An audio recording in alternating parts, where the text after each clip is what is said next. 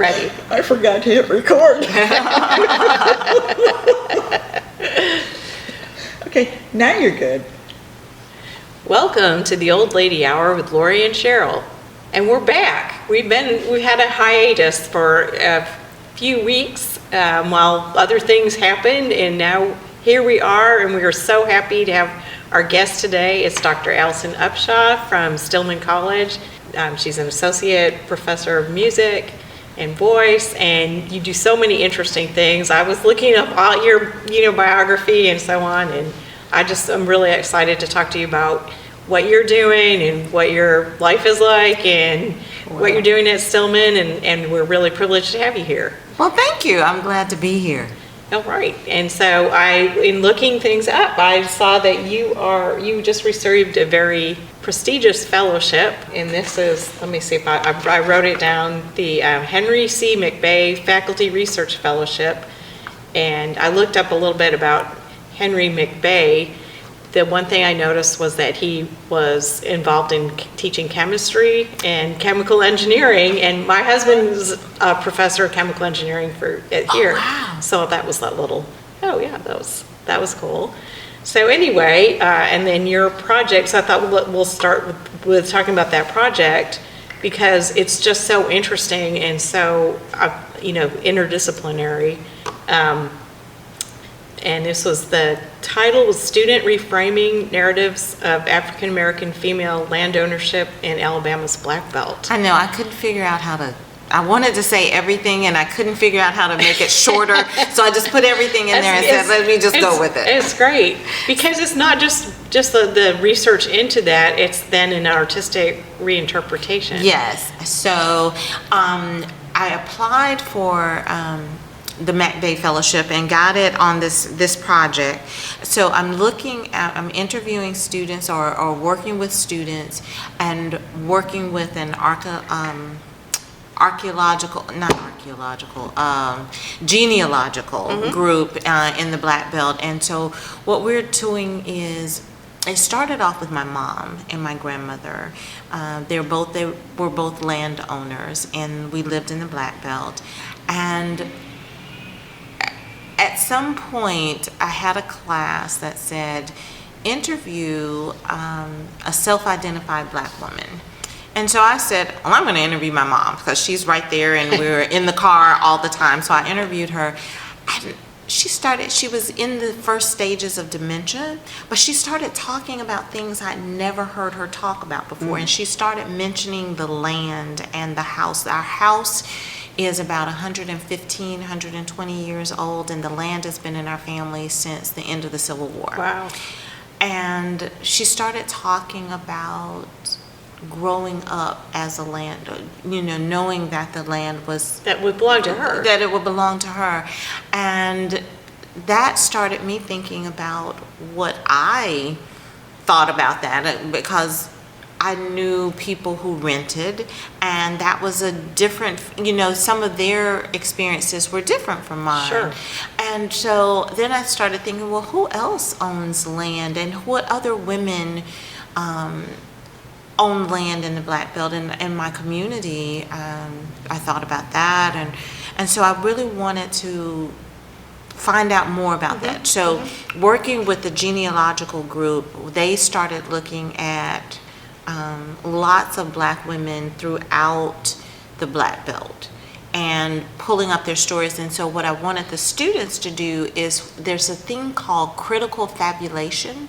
So you take most of the facts that you have, or you take any of the facts that you have, and then you try to build and fill in what you don't know with what you can imagine. So that if you were a landowner in the 1930s, we know that women didn't really own a lot of land. We know that they didn't have a lot of rights. So what questions come up for the students if they know that context?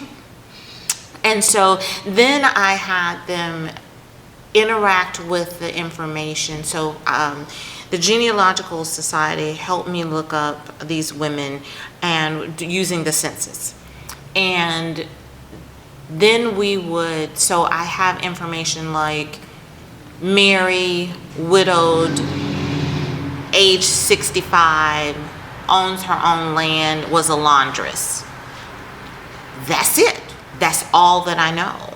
And so then I had the students. Hey, do you like what you're hearing? Hit that like button for us. Show us a little love. And while you're here, why not add a comment or two? 'Cause we love hearing from you. Thanks. So we're talking about critical fabulation. Yes.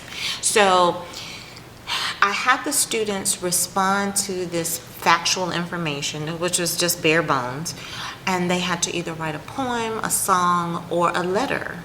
What if this was your grandmother? What would you want to know? What would you like to tell her about your life and how it's different than what she experieed? What kind of song would be interesting? So we wrote blues songs because that's a really Sure. easy template Sure. to go with. But anyway, so the students really got engaged with that. So they're engaging with this information, and that's the project that I'm working on. That's exciting. It's so fascinating. It makes it really personal for each one instead of just data. That is, you can, imagining other people's lives. Yes, and I wanted them to, so we also talked about, so I also have a grant through the National Archives for this same project. So this was the May Fellowship is actually like matching funds for the National Archives piece. And so they wanted the actual direction that the grant takes is that the students have to be introduced to public records. So we do, before we get to the artistic stuff, we do a presentation to them about using archives, using census records, using birth, marriage, death, all of those kinds of records. And then this is how they can look up their families Right. and find out more information. But so we had, so afterwards we asked them just generally put some sticky notes up on the wall. What are some of the questions you would ask your ancestor if you could? And I was just heartbroken. One of them said, why am I not as smart as other people? Oh, my. And I thought, wow. So the students really engaged. Some of them are, why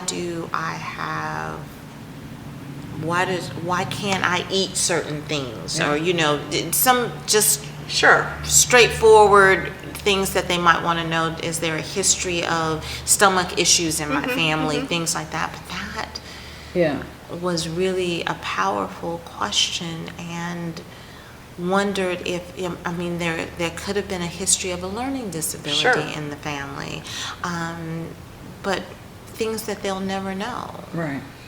and never really be able to ask, but the things that they wanted to know were very interesting. It is I think that's a good question for a lot of us, really. So, what area of the Black Belt was your mother from?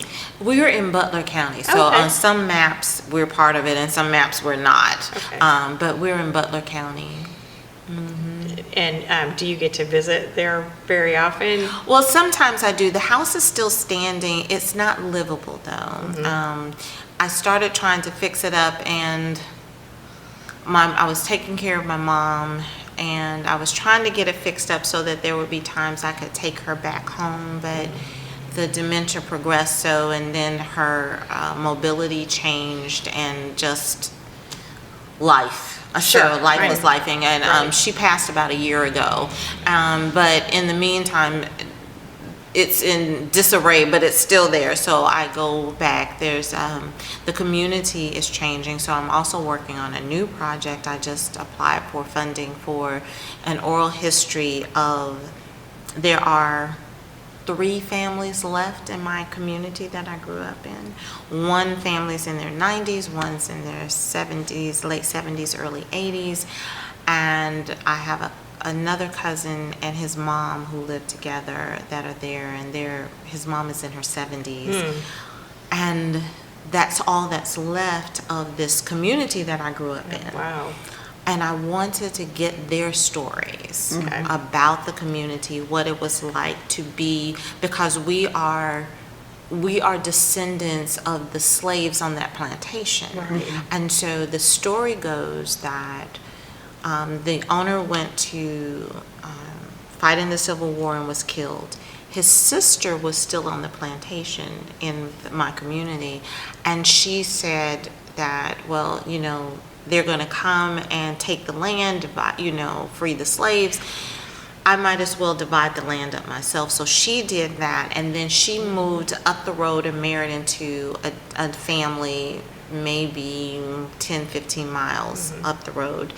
And the rest of the land that was the former plantation has been in our family and community for years. Wow. And all that's left now are these 3 families, and we live about 20 miles from town. And so I get to go back and visit. It's still family. I'm still related, you know, to Sure. everybody, things like that. But the question that I've had, even while my mother was alive, was, what do I owe the past and what do I owe the future? So my great grandfather was a slave and was property, and then became a property owner. And so what does it mean? So this property is still there, and I always grew up thinking, I'll move back home, I'll take care of my mom, and I'll just live in the house, because that's what she did. She moved back home and took care of my grandmother.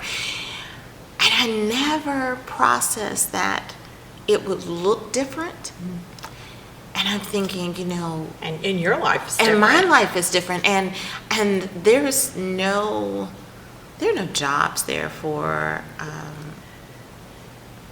I mean, a music teacher. I mean, what do you do? Yeah, Stillman is here. Stillman is here, and I mean, your career is here.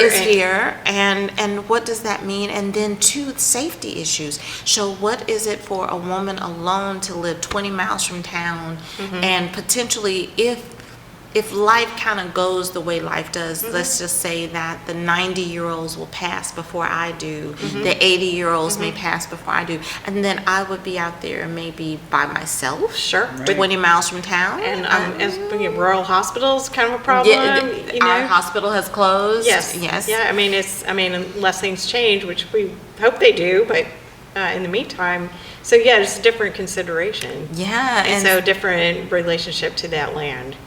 Exactly, but feeling though a responsibility as a caretaker, as a steward of people's ancestors' dreams, but understanding that they had no way of imagining what the world would look like now. Sure. Right. Sure. You know. Yeah. And so the oral history project is interesting. I'll touch on that because that's where you and Sheryl met Yeah. at the Oral History Conference in Atlanta. And you were in a session together, and that's how you found out Yes. that you were both from Tuscaloosa.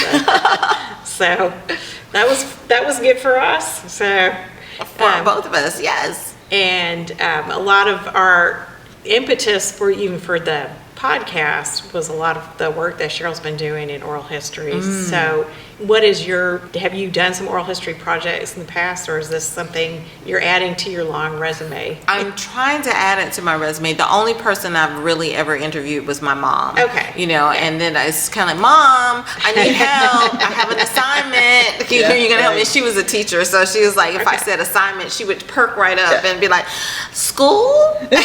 So that would get her to talk. And so that's fine. But yeah, I don't feel like I have a real idea of what I'm doing. Okay, but that's But I just have an idea. well, which is how we do a lot of things here. That's one of our themes is just like, hey, let's try this. So there we are. You start off as a voice student at Oberlin. Yeah. So very, very prestigious. What made you start that direction in your life? And you sang opera. I don't know, Yes. maybe still sing opera? Sorted sometimes, yes. Okay. So I started taking voice lessons when I was 11. So I started piano lessons at 6, and then I started voice lessons at 11 because my piano teacher also taught voice, and she said she should take voice lessons. And my mother, like I said, was a teacher, and she had this idea that I should take lessons about anything and everything because we were so.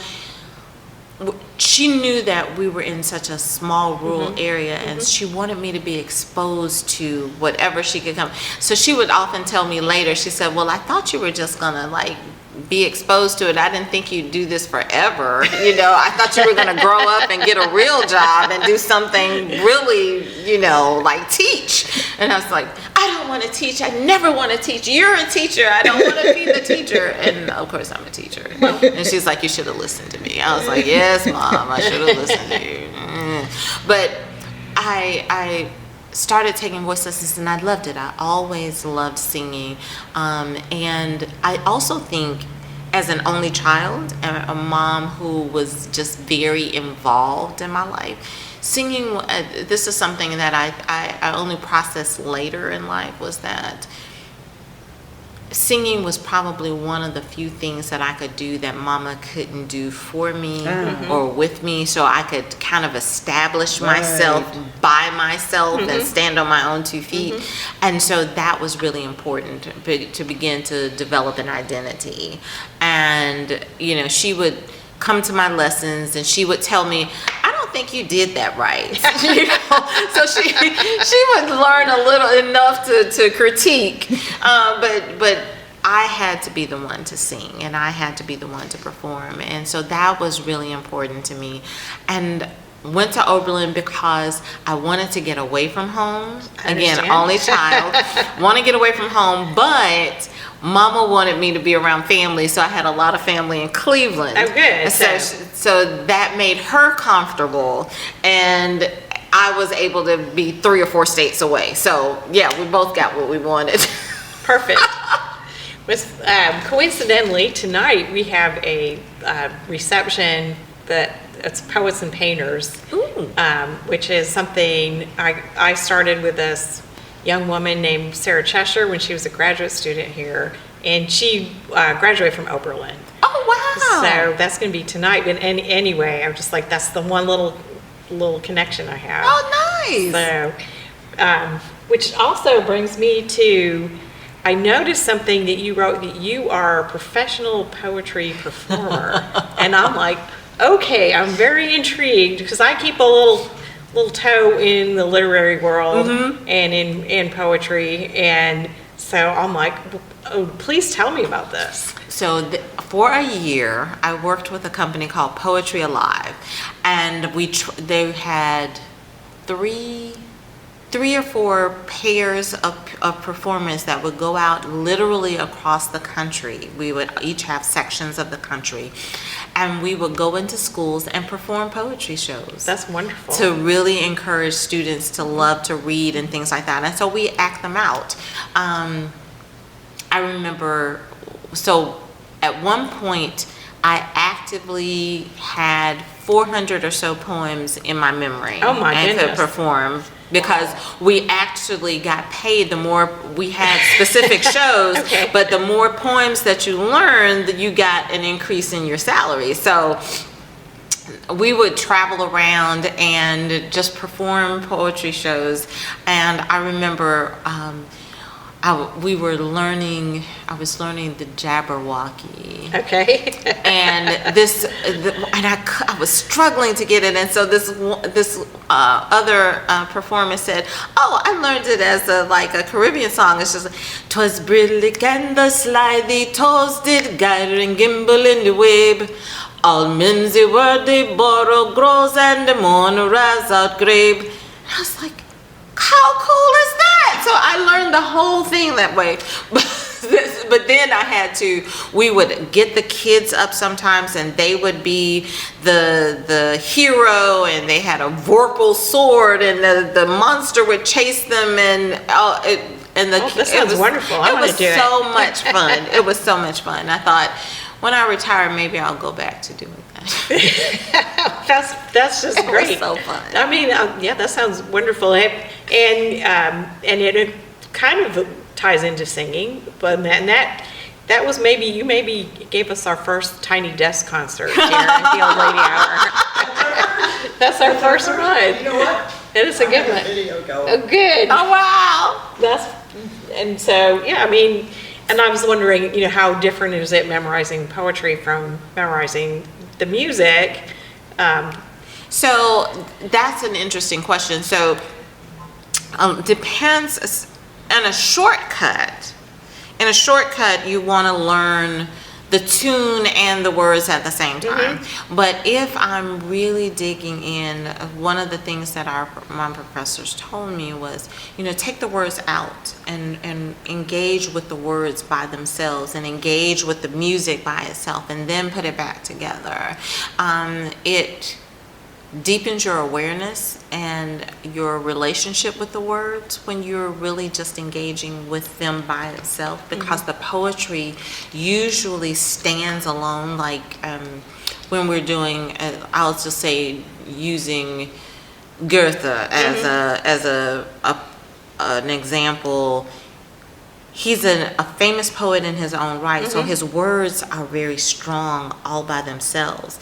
And so and I had a professor that said, when you're speaking English, we're very particular about our words. So saying that I'm angry versus saying that I'm mad or ticked off, I'm very specific about that. And so she would have us take the text and do word for word translations so that we would really understand this is what they are saying.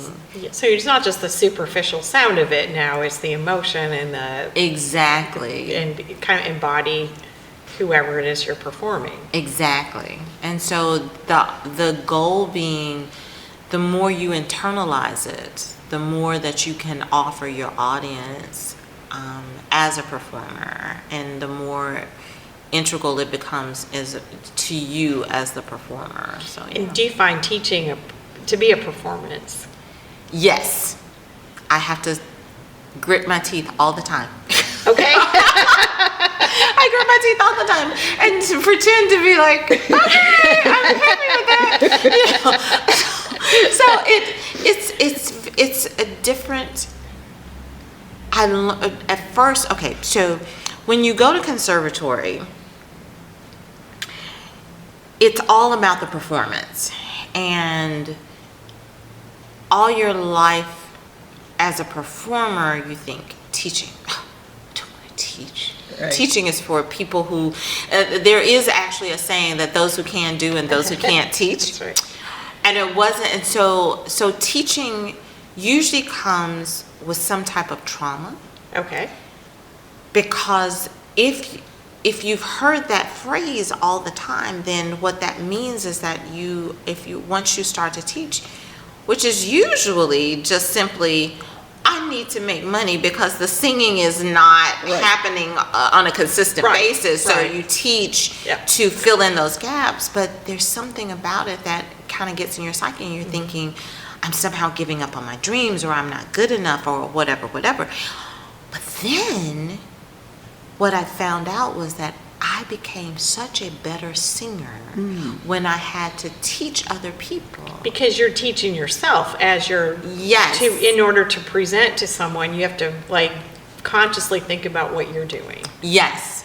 And things that I never struggled with, my students might struggle with. So I had to find the words, I had to find the images, I had to find the connections for them. Because I'd say, oh, well, just do it. Right. That's what I do. I just do that. Yeah. And they're like, that doesn't work. That doesn't work. So how do I get you to hit that high note? How do I get you to float that sound as opposed to power your way through it? What does that mean for you? Because, again, specific words and my word choice may not invoke the same imagery that I want for you. So all of that changed how I sang. and how I engaged with my work Yeah. as a performer. So it was so teaching has been a very interesting thing, and it is a performance because you're learning and you're sharing at the same time. And I had a teacher who would tell us, as a performer, you can't judge yourself and perform at the same time because they use two different sides of the brain. Mm-hmm. And so what I also found is that I spend a lot of time, I made a choice. I made a choice to build people, not always building. The singing comes secondary. Mm-hmm. So when I'm talking to my students, I'm really trying to build them up as people and to encourage them and how they engage with themselves. So for instance, I have students that make a mistake and they say, "Oh, that sucked." Okay, honey, I can't fix that. That sucked. Right. You can't fix that sucked. However, if you tell me what you did wrong, so, well, I missed that note. Why did you miss that note? I wasn't breathing properly. Okay, we can fix that. Okay. We can- And instead of like, oh, I'm a bad person. Yes, because I spent years in conservatory thinking if I missed that high note, I was a bad person because I didn't do that thing. And no one taught me how to separate my voice from myself as a person. And so I spent a lot of time with them teaching them how to critique themselves as opposed to criticize themselves, and being and doing this and offering that service to each other. So you're teaching basically a lot of life skills, and if they become famous singers, great. Great. If they take that knowledge into some other field or just into that part of their life so they have a more fulfilling life, there you go. Exactly. I mean, I love my students, and they are talented. Most of them do not want to be opera singers. And are you specifically teaching operatic Yes. voice? So, kind of more specialized. It is very specialized, and part of that is because that is what is a part of the accreditation program. Okay. So Stillman is accredited to teach traditional things. So I will throw in a little musical theater, and I'll throw in a little gospel or blues act, but it can only come after we get the classical down and understand that. And so we spend a lot of time just really breaking down a lot of barriers. But the goal for me is I want you to have skills that no matter what you decide to do, you can take these skills with you. If I'm teaching African American history, music history, or music appreciation, so sometimes my assessments will be PowerPoint presentations about this. I want them to know how to go into an office and be able to do a presentation in front of their peers. So we critique them. You're shifting your weight, you're giving away your power, you're stuttering, you're stumbling because you haven't spent enough time with the content. This types of things that they can take with them.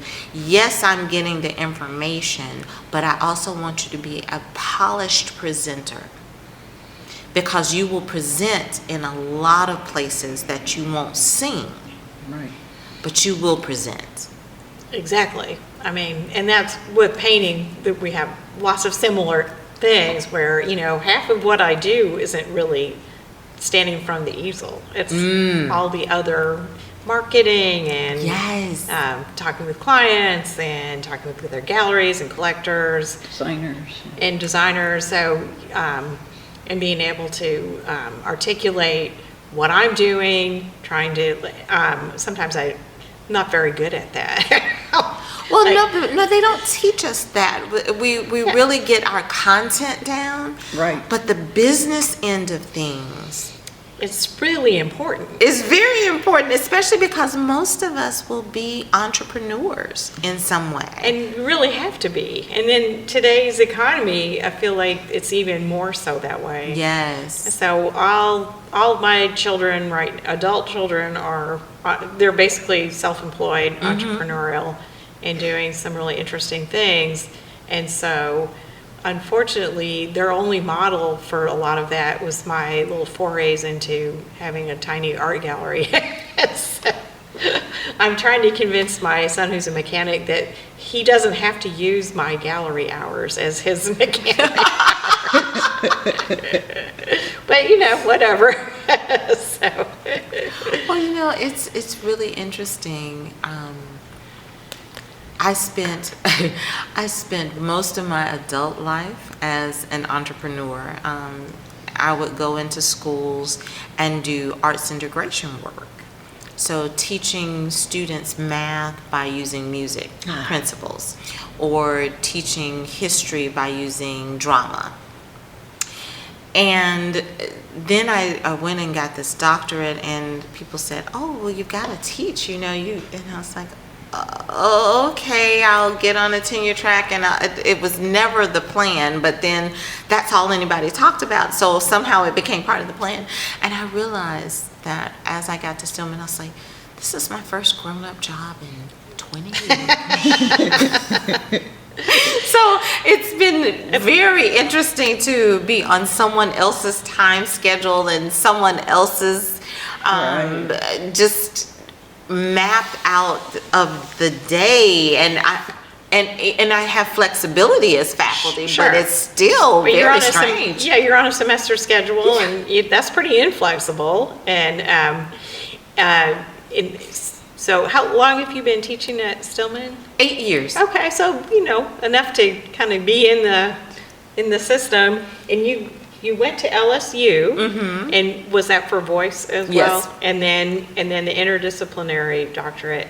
And did I read correctly? You're also working on another PhD. I was. Okay. I was. So when COVID, That seems like way too much. it really was. So I stopped. Okay. But really, COVID kind of prompted that. I Okay. thought I don't know if y'all remember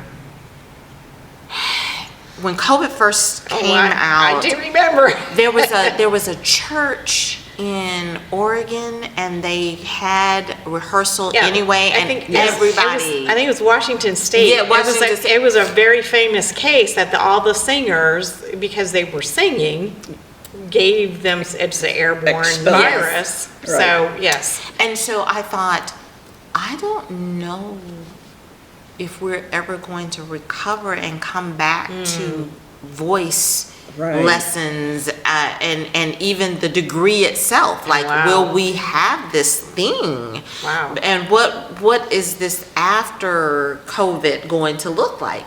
So I said, okay, I've got to have a job. So I'm going to go into technology. Okay. So I started doing I started a PhD in instructional technology, and I took 18 hours of it, and I thought, how do people survive this? This is so boring. Oh my gosh, it's so rigid and boring. I can't take it. I mean, I thought, okay, I can't do this. So, but by that time, over the course of a couple of years, we were coming back, and I did still have a job as a vocalist teacher, and so I thought, And we are so thankful for this. Yes, we are. It was a rough time. Well, and I was going to ask you about, have you noticed a change in the students pre and post COVID? Because I've heard a lot about that, and how they're having trouble adjusting. So they are very different. They think differently. They are, I don't know, it is true that it seems like there are steps that are missing, cognitive steps that you think about. They don't put, 2 and 2 doesn't necessarily equal 4. So they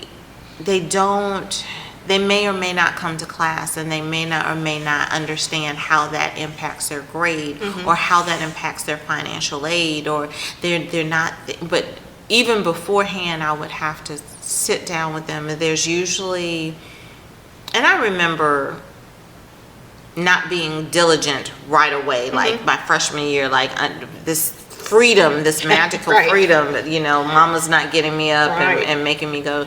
But I remember having a better sense of what it took to be successful. So they're struggling with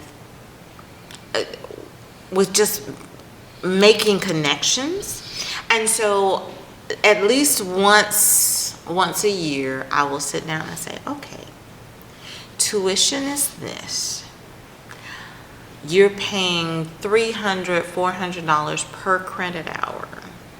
So, and that for a 3-hour class equals this. So every time you miss class, you are costing yourself this much money. And that's a great way to look at it. And you can see that they never considered that. It doesn't make any sense, but they also have challenges that I, as a student, never had. So a lot of them are, I have a student who's a caregiver Sure. Yeah. for parents, Yep. grandparents. I have students that, I have more single parents. Okay. I have students that, I had one student, I couldn't understand why he was asleep in class. Like, why are you coming to class to Right. sleep? Well, he worked all night That was at fine. Mercedes. Sure. And he was trying his best to do this degree, but he would work all night at Mercedes and then come to school and take classes. And I'm thinking, It's impossible. it's really impossible. And especially when you are, this is not a degree where you can write a paper Right. and do research. You've got to physically be able to sing, physically be able to engage. And music is such a physical. It is. And which, same with visual art. I feel like, yeah, it's a physical activity, and of course it's mental, but there's a lot of physical parts to it, and so. You can't paint asleep. I used to do, in college, I would do like all-nighters to finish painting. Oh my gosh. So, yeah, I don't recommend it. Well, you know, and there's information. I have a colleague who teaches religion, and they didn't know who Adam and Eve were. They didn't know Adam and Eve. Okay. And I thought, that just seems so That's pretty basic. basic. But if you haven't been churched, Right? and where else would you hear it? That's correct. And I mean, yeah. just a whole. I think we assume a lot of references. Yes. And when, in fact, so again, a little bit last night, I was talking to one of my sons about, he's having a 10-year high school reunion, and he just said, "What are reunions?" And it was just like this whole discussion of why would you do this? What's the tradition behind it? Why should I go? And I thought it was really interesting that he was getting to like some really basic questions that he said, he said, well, these are really stupid questions. I'm like, no, they're not. Actually, it's just like, why do we do what we do? Yeah. And when there's so many unwritten, unspoken things in our society that we assume we have this common knowledge. Right. And if someone doesn't, they're afraid to ask, maybe. Exactly. And I think that rules that colleges have, things like, I have office hours. I'm required to have office hours. But in high school, if you go to the teacher's office, you're in trouble. Right. But that's not the case in college. But how many of them That's in the really back- understand that? That's in the back of their heads. Yes, like, I would never go unless I'm in trouble. So Right. the idea of going to get help is different. And then we talk about these students as digital natives, right? So I have colleagues who said that. So if you ask them, okay, do you have internet access? And they'll say yes. And then they'll turn in a paper that they've written on their phone. Sure. Because they have internet access That's on right. their phone. That's right. And that's what they thought. And so if you said, turn in a 10-page paper, they will literally writing it on type their it phone. out on their phone, because some of them don't have computers. Sure. Or don't think to go to the library to type it out.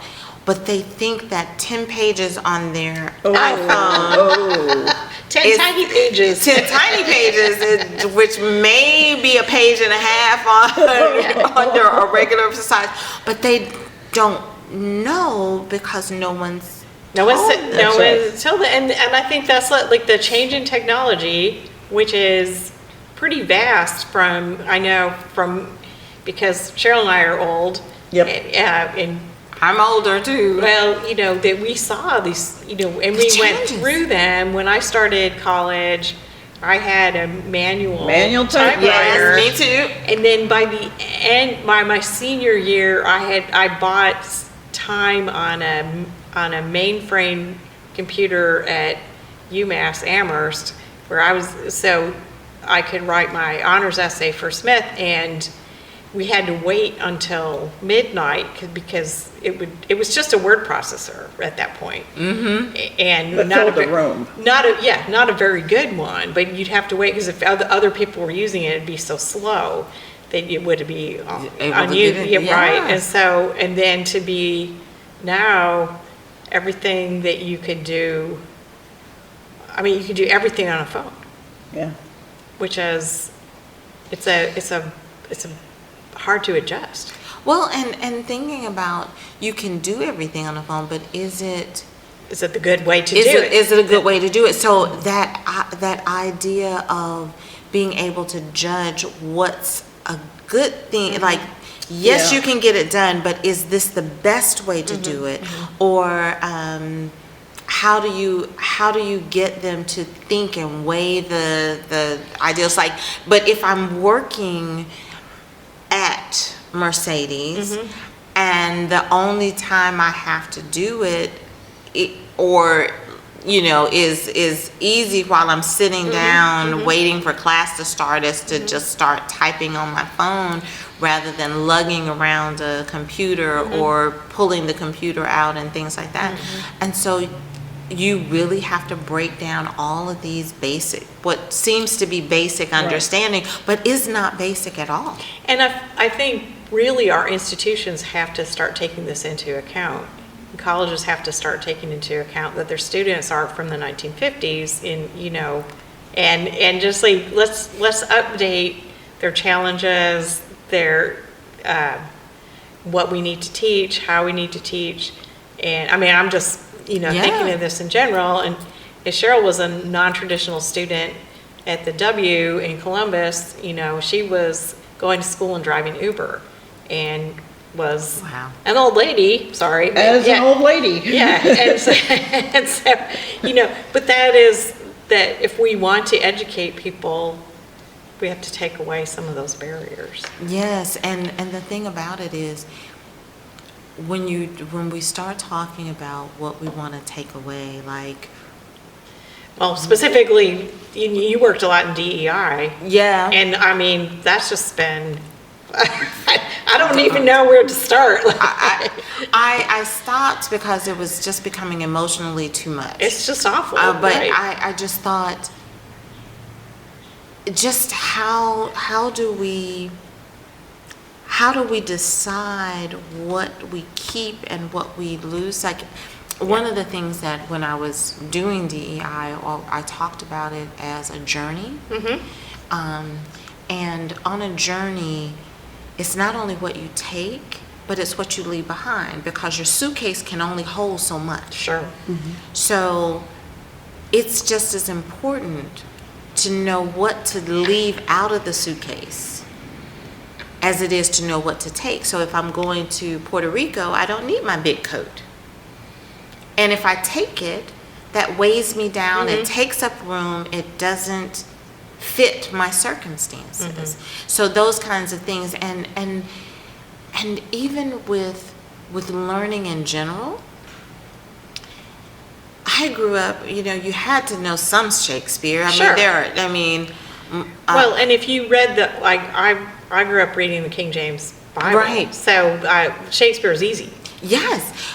But if you didn't, then it's not. And then there are how many hundreds of years have passed, and there are new authors who are just as good, right? Yeah. And how do you bring them in without losing Right. that? And it's like we have a limited amount of time. That's right.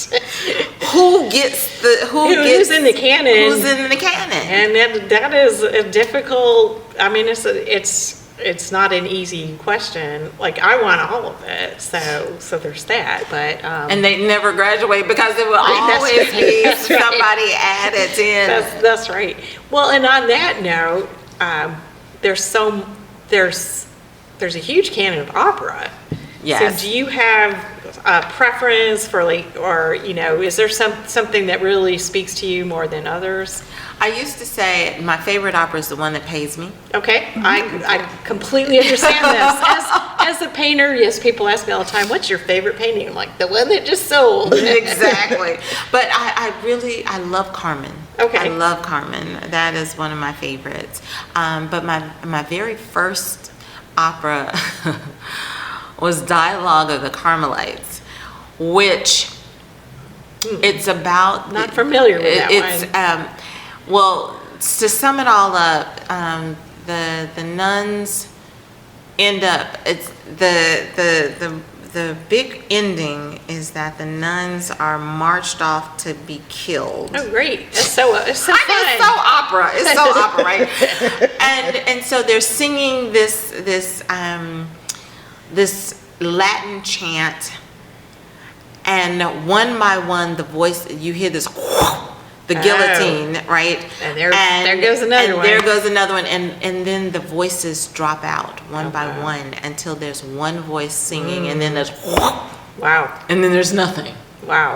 And I was like, That's, oh my gosh, like this is what I said I wanted to do. Like I knew opera arias, but Yeah. I'd never gone to an actual opera, and that they're- was my first one. because they're kind of, I mean, telenovelas. I mean, or it's a lot of drama.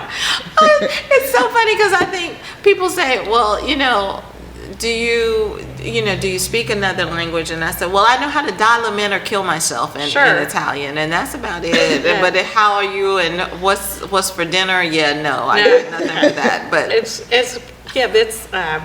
I think my parents were like trying to expose us to some culture, and we were kind of like in upstate New York. So somewhere, I can't remember where we saw this, but we all went to an outdoor performance of Ariadne off Naxos. And Yes. I'm like I'm a little kid, and I'm like, what's going on? yes. But yeah,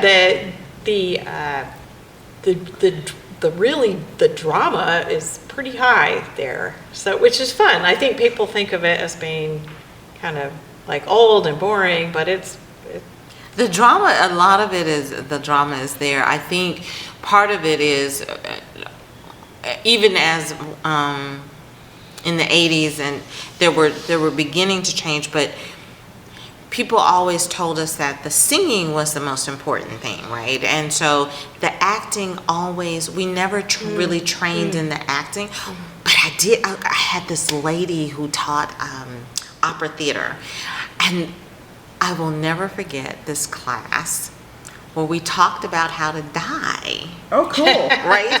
And so how to die. So for instance, depending on the type of poison. So Juliet, how do you die if you're Juliet? Or how do you die if it can make you sick to your stomach? And die singing. And die singing. Well, like there singing was, there's this one in Othello where Mirella Freni in the video, she's hanging over the side of the bed, right? Yeah, right. And she's upside down and she's still singing. And I'm like, how does she do that? And then there was how to choke somebody and they're still singing, right? So you put your thumbs together and you put the tension on your thumbs and it looks like you're really, really shaking them, but you're never touching them. Or like with Madame Butterfly, this was weird. So men commit hara-kiri by stabbing themselves in the stomach. Okay.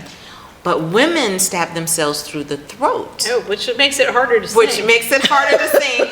And you can't leave a mess. So in the opera, she stabs herself, and there's this white cloth that she has to wrap around her throat so that the people don't find a mess after it's over. So it's just all of these really just weird little things that I know.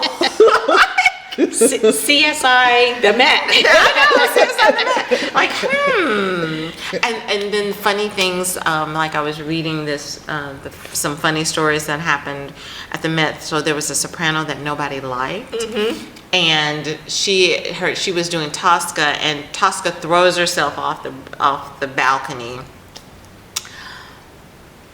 And they put like, it wasn't a trampoline, but it was a bouncy kind of thing. Okay. And they filled it enough so that when she went over, she bounced back up.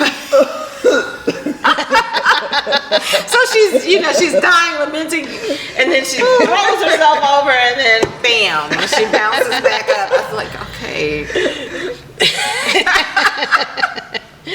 So yeah, it's just fun, and I think people need to know, like, this can be fun too. It can be fun. I just worked with a friend of mine that she was a freshman when I was graduating at Oberlin, and she's now a well-known composer, and she set Brer Rabbit tales for an operatic setting, and we just did some excerpts from that with the Montgomery Symphony. So I stage directed that, and it was hysterical. I bet it was really funny. It was. At the end, Brer Rabbit and Brer Fox end up having a dance-off. Like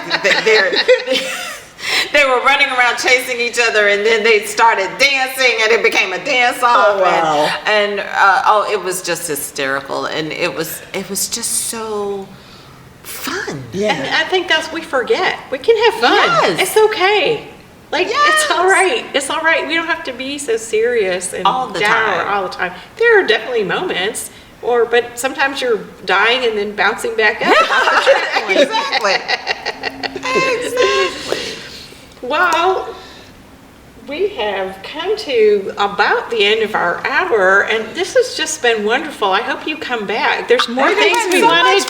We have more things to talk about. We love to talk, so I love to talk particularly. I do too. Cheryl, I like to listen. Cheryl. But thank you so much. We really appreciated everything and learned so much about Well, thank you for having me. all kinds of things. And Cheryl, you know what time it is. It's time to watch our shows. It's time to watch our shows.